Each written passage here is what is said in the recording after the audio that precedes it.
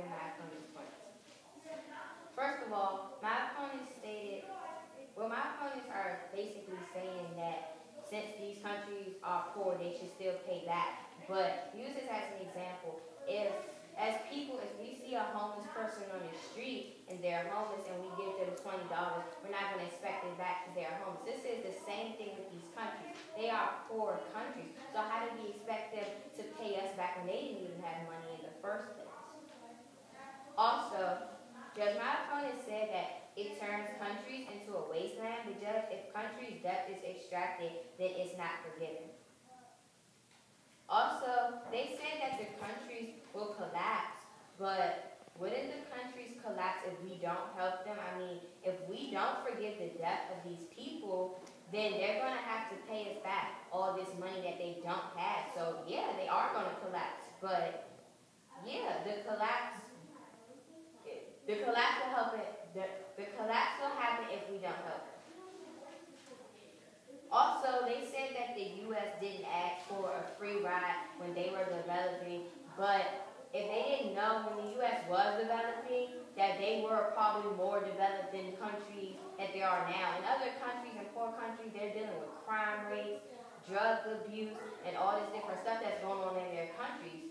So how are they supposed to find the money to pay us back all this money when they're having all this stuff going on in their country? Why can't we just help these people? People have mistakes all the time. Why can't we help them and they learn from their mistakes?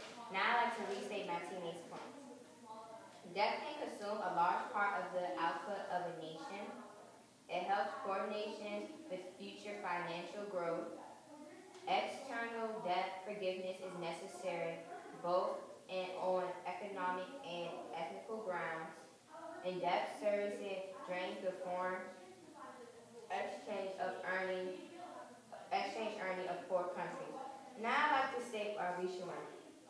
Judge, I believe we should win because we made it obvious that wealthy nations should forgive the debt of poor nations. If these people are asking us for money in the first place, and also they don't have any money that they're going to be able to pay us back. If we knew they weren't going to pay us back and we were going to be upset about it, we shouldn't have loaned them the money in the first place.